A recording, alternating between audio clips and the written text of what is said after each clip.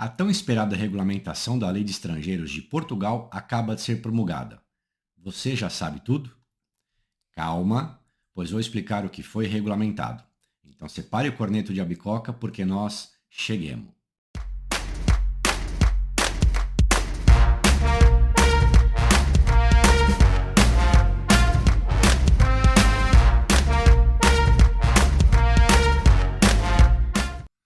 Olá amigos, me chamo Edwin Mendrone e no vídeo de hoje preparei um material especial sobre regulamentação da Lei de Estrangeiros de Portugal. Mas antes de começar, gostaria de convidá-los a se inscrever neste canal e ativar as notificações, clicando no sininho aqui embaixo. E lógico, já deixe seu joinha. Bem amigos, neste vídeo faremos um resumo sobre o que nos interessa dentro deste regulamento que foi publicado ontem, 30/9 de 22. Assim, faremos a posteriori outros vídeos específicos, pois são 70 páginas regulamentando os direitos e deveres para estrangeiros que buscam Portugal como país para viver, trabalhar, estudar, mudando sua vida e de sua família. Bora ao que interessa? Na referida alteração legislativa, foram tomadas as medidas necessárias à implementação do Acordo sobre a Mobilidade entre os Estados-membros da Comunidade dos Países de Língua Portuguesa, a CPLP. Veio igualmente estabelecer procedimentos que permitem atrair uma imigração regulada e integrada para o desenvolvimento do país, portanto, de Portugal. Mudar a forma como a administração pública se relaciona com os imigrantes e garantir condições de integração deles, destacando-se a implementação das seguintes medidas. 1. Criação de um visto de duração limitada que permita a entrada legal de imigrantes em Portugal, com o objetivo de procura de trabalho. 2. Simplificação de procedimentos. 3. Possibilidade de os vistos de estada temporária ou de residência terem também como finalidade a prestação de trabalho remoto, bem como o acompanhamento, a partir do país de origem do familiar habilitado com respectivo visto, permitindo que a família possa entrar em território nacional de forma regular, entre outras medidas de promoção do reagrupamento familiar. 4. Aumento do limite de validade de documentos. 5. Eliminação da existência de um contingente global de oportunidades de emprego a fixar pelo Conselho de Ministros para efeitos de concessão de visto para obtenção da autorização de residência para exercício de atividade profissional subordinada. E 6. Permissão do exercício de atividade profissional por titular de autorização de residência para investigação, estudo, estágio profissional ou voluntariado, complementarmente à atividade que deu origem ao visto. Vamos então, pessoal, ao que realmente nos interessa. É muito grande, tá? Então aqui eu separei para a gente debater, para a gente falar sobre os pontos que favorecem ao nosso interesse, né? O CPLP engloba vários países, mas estamos aqui então diante do que interessa aos brasileiros propriamente dito. E lá naquele regulamento, em seu artigo 7º, diz que ele entra em vigor 30 dias após sua publicação. Foi publicado então dia 30 agora, temos 30 dias aí para ele passar a viger e todos os órgãos públicos que estão ligados, né, que foram atingidos com essa alteração, com essa regulamentação, deverão modificar o seu site, seu procedimento, preparar pessoal. Então esses 30 dias, que a gente chama de vacácios legis, é justamente para deixar tudo isto preparado para o atendimento a partir desse 30º dia. No tópico vistos, na seção 1, no artigo 10, ali nós temos os vistos concedidos no estrangeiro, o pedido de visto propriamente dito.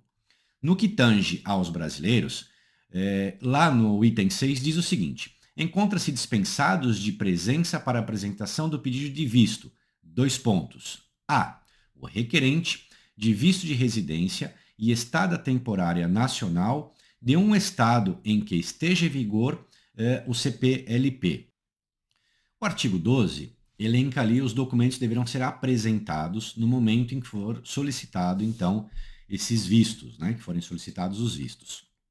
E nós temos, notadamente, no que nos interessa, o item 3 ali, é uma inovação, né, dessa lei, né, dentro desse regulamento, que diz o seguinte: aos requerentes de visto de estada temporária ou de residência nacionais de um estado que faça parte do CPLP, bem como aos nacionais de outro estado a que as condições especiais daquele acordo da CPLP sejam estendidas por um acordo internacional, é dispensada a apresentação dos documentos previstos nas alíneas E, F e G. Então lá nós temos a previsão dos documentos que devem ser apresentados. Porém, o regulamento aqui abre uma possibilidade, uma facilidade, né, para que alguns documentos não sejam apresentados, que sejam dispensados no momento da sua requisição, do seu interesse ali, na sua manifestação. Todavia, esses documentos só podem ou só devem ser retirados do bojo daqueles documentos desde que seja apresentado um termo de responsabilidade nos termos e para efeitos dispostos nos números 2 e 3 do artigo 12A.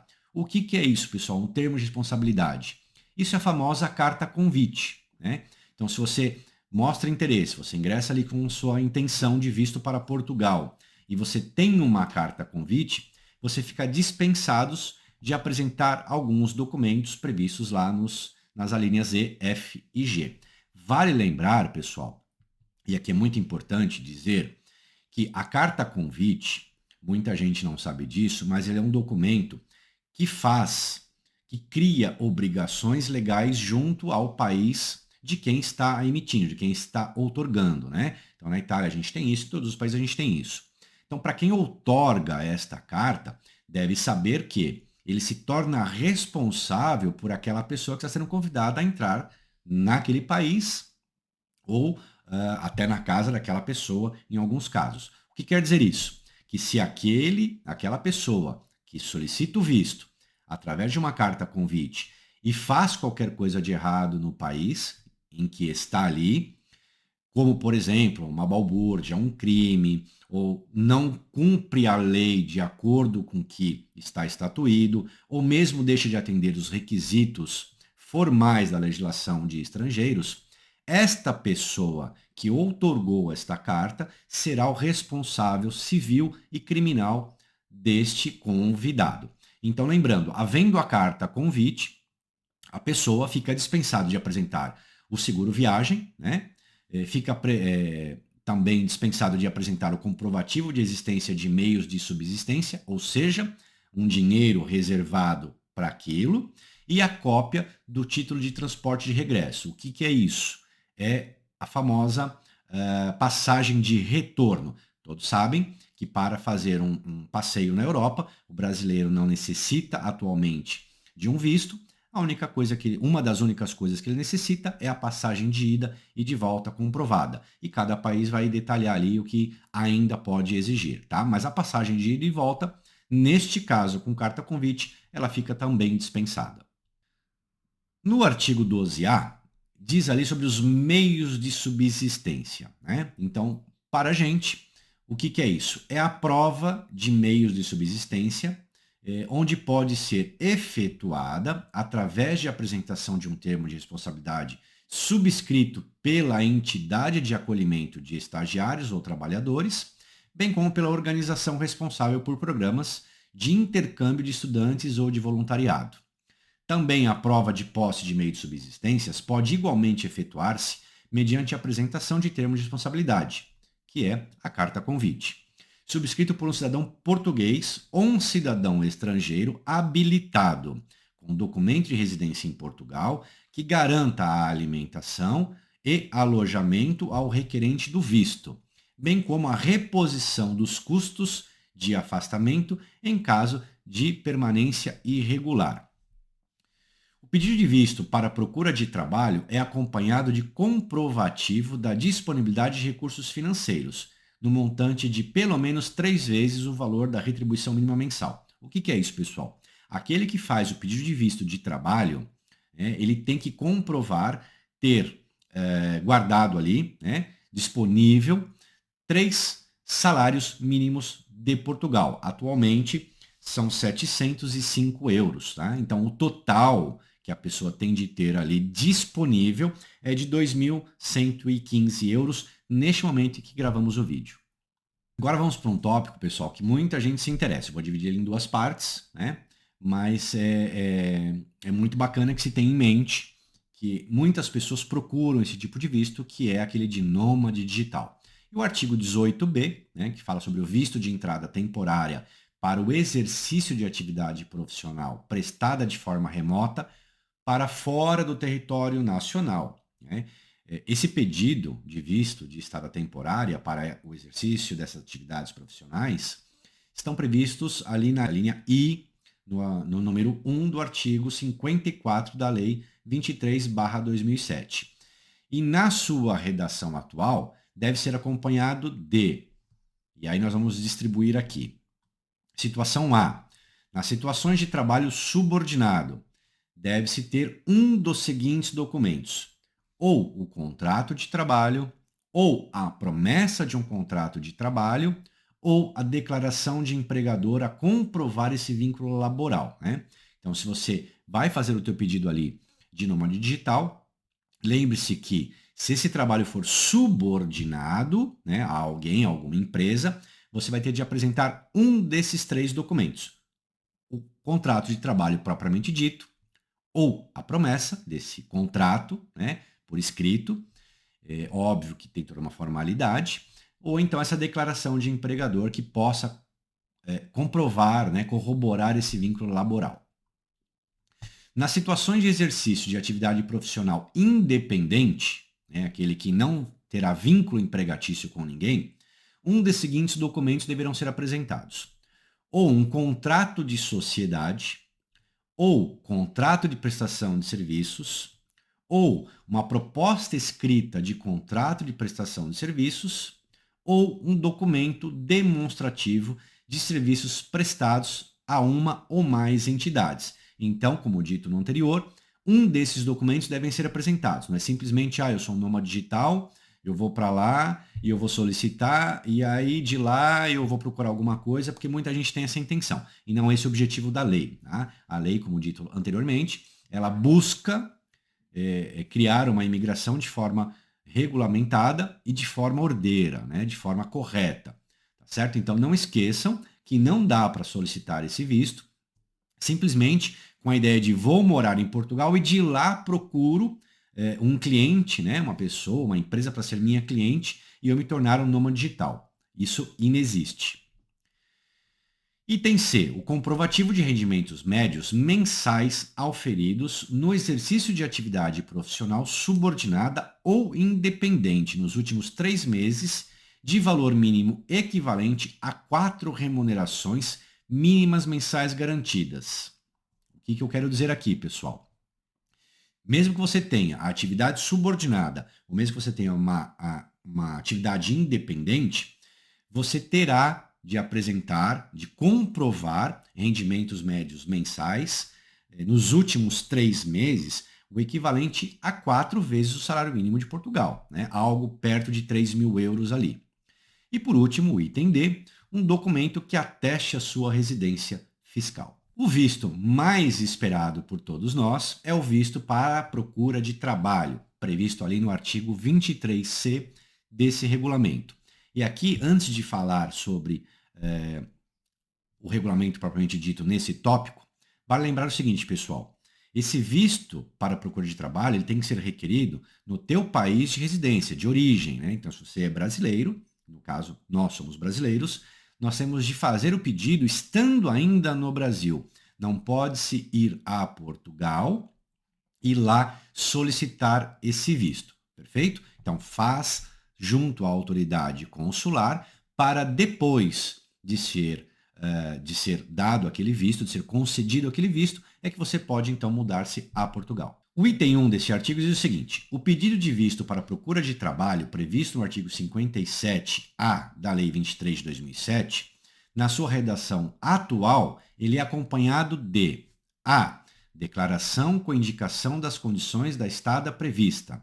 B. Comprovativo da apresentação de declaração de manifestação de interesse para inscrição no IEFP-IP, apresentada online em local próprio do site IEFP-IP com identificação das habilidades acadêmicas e da experiência profissional. Vocês podem então consultar esse site, vamos deixar o link aqui embaixo, chamado IEFP, e ali então você, nesse momento ainda não está pronto, né, porque nós estamos em vacácios legis, então eles estão agora adequando o site para receber então essas habilitações acadêmicas, esse pedido. Ali, pessoal, é mais ou menos como uma espécie, tá, melhorada de bolsa de trabalho, né? Você vai ali fazer o seu cadastramento e inserir todos os seus conhecimentos técnicos, todas as suas habilidades e todos os seus diplomas. E isso sim é muito importante, por quê? Porque as empresas portuguesas vão acessar esse banco de dados em busca de profissionais com certas características. E você colocando ali tudo o que você sabe, consegue fazer e tem habilidade técnica comprovada, vai te colocar numa posição, num ranking de buscas, né, num ranking de buscados, muito mais próximo de realizar esse sonho de trabalhar para uma empresa portuguesa. O item 2, pessoal, diz o seguinte: a autoridade consular deve comunicar imediatamente ao CEF e ao IEFP-IP a concessão dos vistos referidos no número anterior. Ou seja, você vai fazer o seu pedido ao consulado, assim que o consulado liberar, ele vai comunicar ao CEF e ao IEFP que esse seu visto foi concedido. E aí, então, esse banco de dados passa a ter essa informação, né, que você estará disponível a partir de então. Continuando, pessoal, o regulamento, então, trouxe em seu artigo 24A, que fala sobre visto de estada temporária, visto para procura de trabalho e visto de residência a cidadãos nacionais de Estados membros da Comunidade dos Países de Língua Portuguesa, CPLP. E no item 1 diz o seguinte: os processos instruídos nos termos do número 3 do artigo 12 dão lugar consoante ao caso à emissão de visto de estada temporária CPLP, visto para procura de trabalho ou de visto de residência CPLP. No item 2, estes pedidos devem ser liminarmente deferidos, salvo se o requerente estiver identificado no sistema de informação Schengen, como sendo objeto de indicação para efeitos de regresso ou de indicação para efeitos de recusa da entrada e de permanência. O item 3, a autoridade consular comunica imediatamente ao CEF a concessão dos vistos referidos no número 1. E no item 4, exceto nos casos em que a permanência em território português constitua perigo ou grave ameaça para a ordem pública, a segurança nacional ou a saúde pública, a concessão de visto de residência CPLP, bem como a concessão de vistos a nacional de outro Estado, a que as condições especiais daquele acordo sejam estendidas, por acordo internacional, confere ao seu titular o direito de requerer a autorização de residência CPLP. O que acontece, pessoal? Aqui nós temos algumas condições que devem ser pensadas e vistas antes de se fazer essa solicitação, né? Quando você vai encaminhar o teu pedido ao consulado, tenha em mente que você não pode ter sido expulso, né, do espaço Schengen, e ali então, no caso de expulsão, você terá ou no seu passaporte ou uma comunicação escrita da sua impossibilidade de retornar à Europa por X tempo, tá? Então, se você tem isso, você então não deve se cadastrar, não deve solicitar esse visto. Da mesma maneira, se você tem algum tipo de condenação e outros que tais, tá? Então, essa parte aqui vai dizer o quê? Vai diminuir, vai dificultar esse pedido para aqueles que em algum momento deixaram de respeitar a lei ou do país ou a lei europeia. O artigo 24b fala sobre o visto de residência para acompanhamento de requerente de visto de residência. O que é isso, pessoal? É o reagrupamento familiar. Então, alguém pede o visto de residência e, em sequência, ele pede então o reagrupamento familiar. Isso é muito simples, né? Isso é um direito que todos têm. Ali, então, esse artigo 24 elenca o que é necessário. Tá? Então, está muito simples de ler, que é a comprovação da relação familiar, a disponibilidade de recursos, tal. Uma coisa que a gente não precisa aqui discorrer tanto, porque está bem claro, não precisa de uma interpretação. O outro visto que também tem repercutido no nosso meio é o visto de residência para investigação, estudo, intercâmbio de estudantes do ensino secundário, estágio e voluntariado. Isso é previsão do artigo 33 desse regulamento, que diz ali no seu item 3. O requerente de visto de residência para atividade de investigação ou frequência de ensino superior está dispensado da apresentação de documentos comprovativos da sua admissão em centro de investigação ou instituição de ensino superior e da prova de suficiência dos meios de subsistência, sempre que sejam beneficiados de bolsas de estudo ou de investigação e informem aos postos consulares e às seções consulares das embaixadas a que se referem, respectivamente, os números 2 e 5 do artigo 3 do Regulamento Consular, aprovado em anexo ao Decreto 51 de 2021. No item 4, o requerente de visto de residência para efeitos de frequência de ensino superior, secundário ou profissional está dispensado da apresentação dos documentos comprovativos da sua admissão em instituição de ensino superior, secundário ou profissional e da prova de suficiência dos meios de subsistência quando sejam beneficiários de bolsas atribuídas pelo Camões, o Instituto da Cooperação da Língua Portuguesa, e informem aos postos consulares e às seções consulares das embaixadas a que se referem respectivamente nos mesmos números daquele artigo e daquele regulamento. Uma coisa muito bacana que traz esse regulamento, pessoal, tange ao visto de estudante, né? O estudante sempre se preocupa se ele pode ou não trabalhar tendo um visto de estudante, e se pode, se é part-time, full-time. O artigo 58 diz o seguinte: exercício de atividade profissional por titular de autorização de residência para investigação, estudo, estágio profissional ou voluntariado. E ali diz o seguinte no item 1: os titulares de autorização de residência para investigação, estudo, estágio profissional ou voluntariado podem exercer atividade profissional subordinada ou independente, complementarmente à atividade que deu origem ao seu visto, podendo, para o efeito, inscrever-se no serviço público de emprego. Então, pessoal que vai com visto de estudo pode trabalhar sim, aliás, não pode, deve. Antes de finalizar, eu gostaria de saber se você gostou do vídeo de hoje. Gostou? Então, se ainda não clicou no joinha, nos ajude a fomentar o canal clicando aqui embaixo. Para nós, é muito importante saber sua opinião, já que gravamos esse conteúdo especialmente para você que nos segue. Agradeço mais uma vez sua audiência e caso tenha ficado alguma dúvida, deixe aqui nos comentários que responderemos com o maior prazer. Bacione e arrivederci!